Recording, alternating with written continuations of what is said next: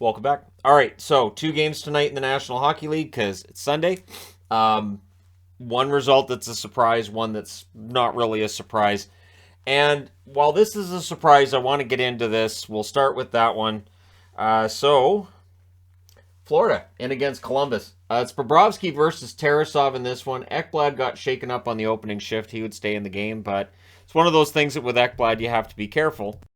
He does have quite the injury history. Near miss for Bennett on a rush. The early edge was for Florida. The shots were 3-0 in 2 minutes. And honestly, shot wise, they did quite well tonight. Bjork has a chance that's held. Ekblad had a shot that was saved. Columbus clears it out. Hornquist had a rush chance that was saved. The Panthers press at 6 minutes. And then on a turnover, Florida opens the scoring. It's Tkachuk from Forsling and Lusterinen at 7:52. It was a blast from the point that was tipped in by Tkachuk. No chance for Tarasov on that one. Panthers press for another. The shots halfway through the period are 10-2 for Florida. This is one of those periods where you think, hey, the Zamboni only has to do one end of the ice. Good for him. It was getting that ugly. Cousins is denied and close. Tarasov holds. And then it happens. There's a 5-hole shot on a breakaway. It's only the third shot for Columbus, and it goes in. It's Chinakhov on the breakaway at 11:21. Brilliant turnover. Florida had 13 shots to 2 until that third shot, and it goes in. So this was kind of the storyline tonight. Florida dominates, and then those little small errors, and they cost them. Panthers get a power play. Verhaeghe has a net feed that's blocked. That's killed off, just the one shot. Ekblad then fired high as the Florida Panthers press. Sillinger had a rush chance held on a 3-on-2. There was a post for Tkachuk. Montour fires one wide. A post for Chinakhov on a rush, so he was anxious to get another. 2:03 left. The Florida Panthers get a power play. Good cycle. Some chances, but it's cleared out. It's killed off. So Florida, whose power play had started heating up, it had its struggles tonight. So it's 1-1 after one, a period that was dominated by Florida, just so badly dominated.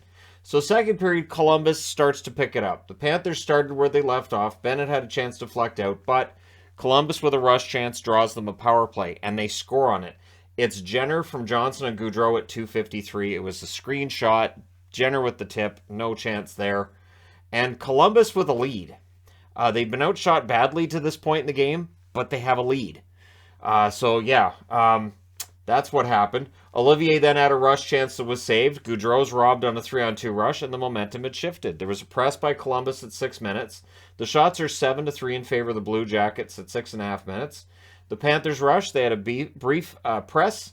There was a near miss for Kent Johnson on a 2-on-1. Panthers press with 9 minutes left. Bennett had a chance on a turnover. That was saved. Tkachuk's then denied in close. Fix Wolanski fired one wide from in close when Columbus had the opportunities. Forsling has a blast that's caught and held. Forsling then fired one wide from the slot, and during that same set of plays, Ekblad gets the goal at 16:38. Forsling and Cousins with the assists. Nice net drive by Ekblad there to get the goal, and so it ties the game up. Ekblad then had a screenshot saved in the final minute. So by the end of that second period, Florida's got the momentum back. So it looks like Florida should be able to win this game. Columbus has been outshot to this point 34-16. The right team to win this would have been Florida. But third period, at 33 seconds, the Florida Panthers get a power play. So again, Florida's power play has been very good lately. So, Columbus, who've had special teams problems, well, that's a different storyline tonight. Barkov fired one high. And then it's a turnover rush, and Corrali gets the shorthanded goal from Robinson and Peak at 1:57, and then Columbus finishes the kill. Panthers press at 4.5 minutes. The teams trade rushes. Columbus presses at 7 minutes, and then on a rush chance, Johnny Gaudreau gets a goal from Nyquist at 7:55. Bar down on that one. Verhaeghe nearly answers, but now Florida's staring at a 4-2 deficit in a game where they've outshot the opposition by a lot. I'm not going to put it all on Bobrovsky, but when they needed to save, it just wasn't there. They weren't getting those saves as needed. The shots with 9 minutes left were 9-2 for the Panthers. So both shots that Columbus had were in the back of the net. Robinson has a rush chance saved. The Panthers press. They're kept to the outside. Johnson tried the Michigan. He didn't get it, but he tried. So Kent Johnson will be getting a Michigan goal at some point soon, I would think. There was a 3-on-2 rush that led to a press for the Panthers. Montour has a shot deflect out. At this point, Columbus is blocking shots and playing better defensively than they did in the first period. Goalie pull with 3:40 left. Columbus, though, they end up getting a power play, which, I mean, if you want to end it, you score on the power play. So they did. Jenner gets a second of the game from Gaudreau and Bemstrom at 19:11. So Bemstrom on the board with an assist, Gaudreau with another point, Jenner with another goal. It's 5-2. Now, or that's at 18:11, sorry. So at 19:05, White would score from Cousins and Mahura. And it was just, it's one of those goals, and, the feed that I was watching was Florida's. So they tried to sell it like, hey, there's still time. But in the end, your final score is 5-3 for Columbus. They go to 7-10-1 with the win. Florida 9-8-2 with the loss. The shots in this one, though, 18-4 Florida in the first, 16-12 Florida in the second, 15-7 Florida in the third. Final shots 49-23 for Florida. Power plays 0-3 for Florida, 2-2 for Columbus. So that's your difference right there. Hits 33-16 for Columbus. Bobrovsky saves 18 out of 23. Tarasov, fantastic game. Arguably his best of the season thus far. 46 saves on 49 shots.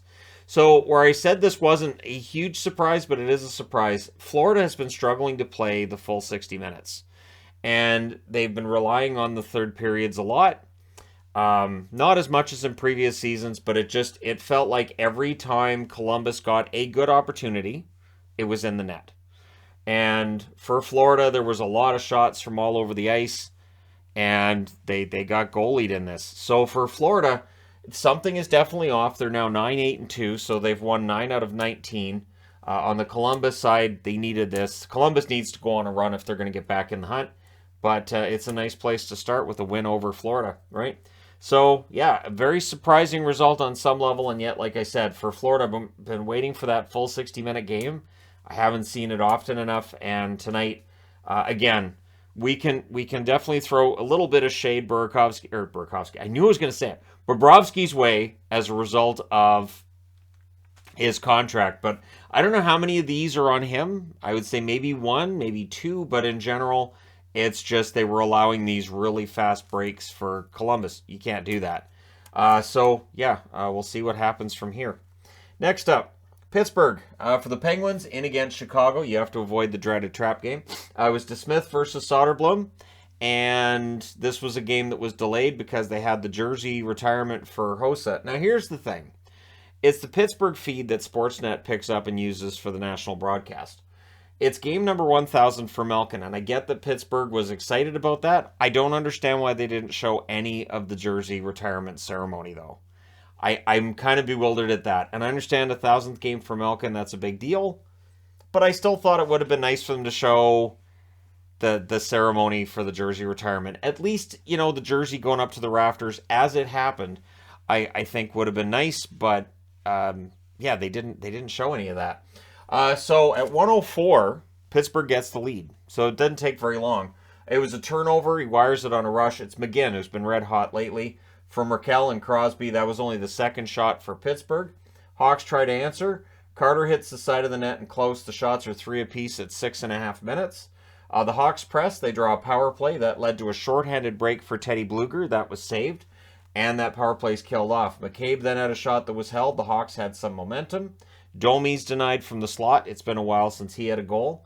Shots are 9-7 for Chicago with 5.5 minutes left. So pretty solid first period for Chicago after allowing that early goal.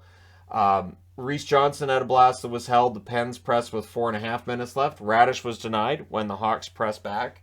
Malkin's then denied. Soderblom holds there. Blackwell's denied on a fast break. The Hawks would press in the final minute.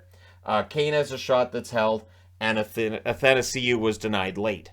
So we go to the second period with a 1-0 score in favor of Pittsburgh. The Hawks had the early jump. However, on a net feed, Pittsburgh goes up 2-0. It's Malkin from Paling and Joseph at 2:27. He buries that one high. Really nice play by Paling there to set that up as well. First shot of the second period for the Pittsburgh Penguins too. So a little bit of a frustration, I would think, for Chicago that they have the opportunities, and then that first shot for Pittsburgh goes in, but it is Malkin. Penguins press at 3.5 minutes. Momentum swing definitely. Raquel would hit the post, and then during that same shift, he buries it. He gets a goal from Crosby and Pettersson at 4:07. It went off of the blade of Soderblom's skate. He almost saved it, didn't quite. Penguins then pressed for more. The Hawks would press at 6.5 minutes. They're kept to the outside, but the Hawks would get on the board. It's Jujhar Khaira. Scores from Dickinson at 9:39. It was a result of a good press by Chicago. Hawks then look for another. Kurashev has a rush chance that's held with 4:33 left. The Hawks get a power play. We almost got Ruda versus Domi. Domi wanted it, but Domi was going to the box, so Ruda was kind of like, whatever, he wasn't going to fight him, which is probably smart on Ruda's behalf. So Domi goes to the box by himself. It becomes 4-on-4 for 1:22. However, during the 4-on-4, Chicago gets a goal. It's Kane from Taves and Murphy at 16:36. He buries that one in close, and then everything else gets killed off from there. Penguins would have a brief press after that with 1:06 left. The Penguins go back to the power play. However, as the clock's coming to the end and we're going to get to the horn, Blackwell has a shorthanded rush. Letang gives him a pretty wicked slash, and so that's a penalty. Now, the argument from Pittsburgh was that the clock had run out, so it shouldn't have been a penalty, but you can still get penalized after the horn. So that's, you can. We've seen that. We've seen that happen. It absolutely is a thing. And if you looked at the clock, there was like, I don't know, 0.2 of a second left on the clock when he delivers the slash. But either way, that's something that does happen. So that makes it 54 seconds of 4-on-4 to start the third period. And then the Hawks would get a power play. The Penguins cleared it out as their penalty kill gets started. Kurashev fires one wide from the slot. Penguins do kill it off. Hawks then press after that's done. McGinn fires one high. The Penguins would press. McGinn is denied. Soderblom holds on there. Hawks get another power play. Domi tips one wide. Penguins clear it out again. There was a shorthanded rush by Paling. That was saved. That's killed off. Good aggressive penalty kill by the Pittsburgh Penguins. Rust was robbed in close. He isn't getting very many goals this year. It's not very Brian Rust-like numbers we're seeing from him. Shots are 3 apiece at the half. Crosby has a rush chance that's blocked out. Mitchell had a shot that deflected wide. The Hawks would press after that. Entwistle had a wraparound. That was saved. But then Kurashev gets the game a little bit closer. He scores from Radish and Taves at 15:49. And he banked it off of DeSmith from the corner. So he's behind the net. He sees a bit of an opening. He throws it at DeSmith. And it goes in off the goaltender. So, smart goal by Kurashev. Gets it closer. And while they're announcing it, and the Go Hawks Go chant gets going, Crosby makes it all go away. He scores from Gensel and Letang at 16:46. So less than a minute later, and Pittsburgh's back on the board. And Crosby buried his own rebound in close. So Chicago just didn't get that cleared away. Goalies then pulled with 2:05 left. DeSmith holds with the Hawks on the doorstep during a bit of a press by them, 6-on-5. Crosby had an empty net goal attempt. That was blocked out. 53.3 seconds left. Icing by the Penguins. The Hawks call a timeout. Kane then had a shot that was held. There's some pushing, but then at 19:43, it's an empty net goal. It is Carter from Crosby and Letang. So Carter with his third goal of the year, and that empty netter makes it 5-3. That's your final score. Pittsburgh sweeps the road trip. They win all three. They go to 9-7-3 on the season. For Chicago, 6-9-3. They've won 6 out of 18, and they're sliding as expected. Shots 16-8 Chicago in the first, 8-7 Chicago in the second, 10-8 Pittsburgh in the third. Final shots 32-25 for Chicago. So in both of these games, the team with more shots lost. Power plays, Chicago 0-4, Pittsburgh 0-2. The hits were 23-19 in favor of Chicago. So for the goaltenders, I didn't write this down. I should have, but it was DeSmith. So DeSmith saved 29 out of 32. At the other end, you had Soderblom. This is an empty netter. So that's 4 goals allowed on 24 shots. So he saved 20 out of 24, which doesn't tell you how well Soderblom played. He played pretty well, but again, Pittsburgh, they can put up some pretty good numbers when it comes to shooting percentage, and that's kind of what they did tonight. So there you go. Let me know your thoughts in the comment section below. As always, don't forget to hit like and subscribe. If you're browsing your way through, you just happened upon this video. Thank you guys so much for watching, for all your support. I will talk to you again soon.